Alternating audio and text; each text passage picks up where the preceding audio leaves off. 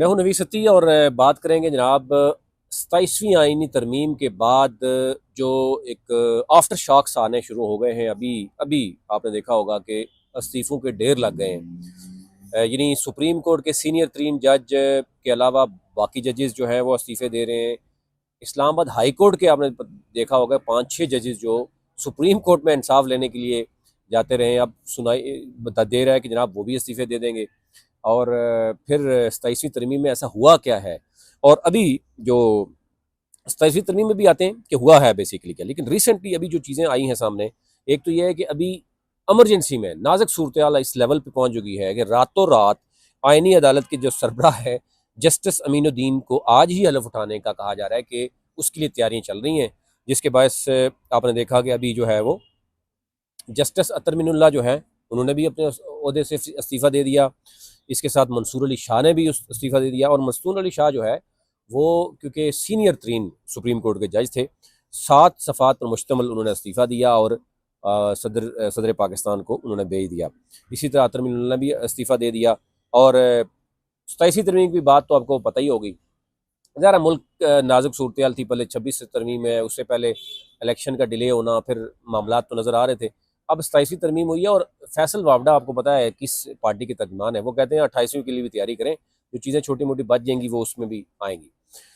27वीं तरमीम में क्या हुआ है, लेकिन फाइनली कंप्लीट हो गई है। यानी सबसे पहले काबीना से जो है वो सेनेट से कौमी असम्बली में, और उसके बाद सदर पाकिस्तान ने भी उस पर दस्तखत कर दिए। अब उसमें है क्या, ये आज एक और ख़बर शामिल कर लेते हैं, उसके बाद हम 27वीं तरमीम पे जाते हैं। आज KPK के वज़ीर आला आपको पता है वो आते हैं, प्रोटोकॉल के साथ आते हैं, ख़र्चा होता है। उसने यानी इमरान खान से मुलाकात करनी है और गुज़िश्ता कई जो है वो दौरे हो चुके हैं। अदालत कहती है कि उनको जो है मुलाकात करवाई जाए इमरान खान से, लेकिन इमरान खान से मुलाकात नहीं करवाई जा रही। अब उसको ये भी नाजुक सूरत हाल है कि शायद अगर उनकी मुलाकात हो जाती है तो इससे मुल्क को कितना बड़ा नुकसान हो सकता है, ये अब आवाम ही जानती है। लेकिन आज भी सोहेल अफरीदी जो है वो आए और नाके पे उनको रोक दिया गया, और फिर वो बहस होती रही, फिर वापस चले गए। फिर अरामा राजा नासिर जो है, अब्बास और जुनेद अकबर, ये भी नाके में फंसे रहे और फिर इनको रोका गया और वापस भेज दिया गया। तो यूँ जो है वो मुल्क के वसी तर मफाद में ये फैसला किया गया। तो मुल्क के वसी तर मफाद में नाजुक सूरत हाल से बचने के लिए 27वीं तरमीम जो थी उसमें है क्या क्या। सबसे अहम निकात जो थी वो 243 आर्टिकल जो है, इसमें CDF कायम करना है, यानी चीफ ऑफ डिफेंस फोर्सेस। इन तीनों जो फोर्सेस हैं उनके सरबराहान के ऊपर जो है ना एक ओहदा बनाया गया, यानी उन सब फोर्सेस को जो है ना वो देखना है। और मौजूदा जो मनसब था chairman joint chief of staff का ओहदा, इसको ख़त्म करना, नंबर 1। और फिर उसके बाद आइनी तरमीम अदलिया के निज़ाम में, जैसे आपको बताया कि आइनी अदालत का जज आज ही रात को ही इस्तीफ़ा यानी वो हलफ उठाएंगे, उससे भी अंदाज़ा कर सकते हैं कितनी नाजुक सूरत हाल थी। तो यूँ जो है वो मसलन फेडरल कॉन्स्टिट्यूशन, ये कॉन्स्टिट्यूशनल कोर्ट, ये जनाब FCC जनाब उसका क़याम है, और उसके लिए आज रात ही, ताकि आइनी में कोई मसला ना बन जाए, तो फ़ौरन जो है ना रात को ही वो जो करेंगे, हलफ लेंगे। उस हलफ से पहले ही जो है वो सुप्रीम कोर्ट और हाई कोर्ट के जजेस ने इस्तीफ़े इसलिए देना शुरू कर दिए। फिर उसके बाद जो फील्ड मार्शल है, यानी जो 5 स्टार है जनरल होंगे, उनके ओहदे की ताहयात, यानी एक तो उनके पास वो रहेंगे वर्दी बरहे में, फिर उनको ज़मानत भी मिलेगी कि फ़ौजी अफसरों को कानूनी तहफ़्फ़ुज़ मिलेगा उम्र पूरी होने के बाद, यानी जब जब तक वो ओहदे पर रहेंगे। और उसके बाद भी किसी तरह का उनको, यानी इस पे अब बहुत सी चीज़ें आपको पता चल रही हैं। अपोजिशन वकला तंजीमें फिर हैं, सिविल सोसाइटी, उन्होंने शदीद मुखालफत की है। उनका जमहूरियत के लिए एक सबसे बड़ा ख़तरा, और अदलिया की खुद मुख्तारी से अंदाज़ा इसी से बात कर सकते हैं कि अभी जो है वो तरमीम जो ही सदर पाकिस्तान ने दस्तखत किए, साथ ही जो है वो 4-5 इस्तीफ़े आ गए हैं सुप्रीम कोर्ट से। इसी तरह अगर हम बात करें बाकी चीज़ें जो हैं अब तो होनी हैं, लेकिन इससे होना क्या है ये मैं आपको बता दूं।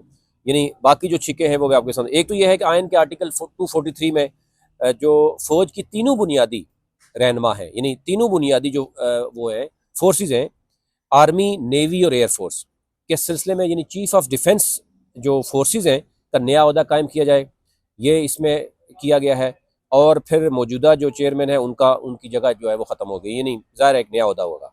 अब इसके नतीजे में आर्मी चीफ बतौर CDF तमाम शाहों यानी फ़ौज, नेवी, एयरफोर्स का सरबराह बन जाएगा। यानी वो अब बजट देखेंगे, वही मामला देखेंगे और इसके अलावा भी ज़ाहिर है बाकी चीज़ें भी देखेंगे।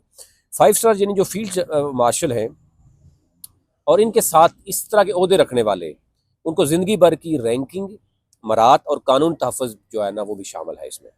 अच्छा जी, इसके अलावा जो फेडरल कॉन्स्टिट्यूशन कोर्ट है वो जो कायम की गई है अभी, जिसका जो अभी हलफनामा होने जा रहा है, हलफ होने जा रहा है, उसके में जो है वो आइनी अदालत अलग से बनेगी, यानी पूरी एक सुप्रीम कोर्ट की तरह। और फिर वो क्या करेगी, आइनी मामलात को देखेगी और सूबाई तनाज़ात हैं उसको देखेगी, और सुप्रीम कोर्ट ऑफ पाकिस्तान जो है उसकी हद और दायरा जो है वो कम हो जाएगा। इसी तरह जजेस की तकर्री, तबादले और तैनाती के अमल में जो एग्जेक्टिव का किरदार है वो बढ़ जाएगा। यानी आपने देखा होगा कि जजेस को अगर ट्रांसफ़र किया जाएगा, यानी इस्लामाबाद के जज को अगर कोयटा भेजेंगे या उसको किसी और सूबे में भेजेंगे, अगर वो इनकार करेगा तो वो रिटायर्ड तस्वर किया जाएगा उसी वक्त। तो आप अंदाज़ा कर सकते हैं इसे। फिर इसी तरीके से बाकी जो मामलात हैं कि जो सूबाई यानी एक तो ये है कि जो वफाकी सूबाई तल्लुकात हैं और दीगर मामलात हैं, जिसमें आपको पता है पीपल्स पार्टी ने कहा जी हम कुछ भी नहीं कर रहे, लेकिन इसमें कहा जाए कि सूबाई हुकूमतों की काबीना के मेंबरों की तादाद भी, यानी वहाँ की आवाम के यानी जो रेशो है वोटर्स की, उसके हवाले से कम या ज़्यादा हो सकती है। अच्छा जी, उसमें ये वफाकी हुकूमत ये करेगी, यानी ज़ाहिर बिल होगा। फिर वफाकी इमलाक, आमदन तकसीम, बाज़ उमूर की मुंतकिली, मसलन तालीम और आबादकारी मनसूबाबंदी, ये क्लियर है कि ये असर नो जायज़ा लिया जाएगा और मुमकिन तौर पर इन्हें सूबाई से वफाकी इख्तियार में लाया जाएगा, यानी ताकि कहीं कहीं कोई रेजिस्टेंस ना हो। फिर बिल के मुताबिक जो अफसरान आला ओहदों पर हैं, मसलन फील्ड मार्शल हैं, या इनके माजी और मुस्तकबिल में बाज़ कानूनी कार्रवाइयों से तहफ़्फ़ुज़ हासिल हो जाएगा, यानी इससे पहले जो कुछ हुआ या इसके बाद जो कुछ होगा उस पर उनको कानूनी तहफ़्फ़ुज़ होगा और ज़िंदगी भर कानूनी ज़िम्मेदारी इनके पर होगी कि जनाब इनके इनके इनके ख़िलाफ़ कोई कार्रवाई नहीं हो सकेगी। अच्छा जी, अब इसमें बहुत सी चीज़ें हैं, मतलब ये बताया जा रहा है कि जनाब सूबों के हवाले से कुछ चीज़ें थीं। अहम जो चीज़ें थी वो यही हैं। सबसे अहम जो था वो फ़ौजी कमान यानी स्ट्रक्चर में तब्दीली, फिर अदालती निज़ाम और आइनी अदालत का क़याम। इन दोनों की आपने देखा होगा कि अभी एयर चीफ़ जो है उनकी 5 साला यानी उनको एक्सटेंशन मिल गई। जो आर्मी चीफ़ मौजूदा जो फील्ड मार्शल है उनको भी 5 साला जो है वो उनकी एक्सटेंशन हो गई, यानी हो जाएगी, मतलब हो गई।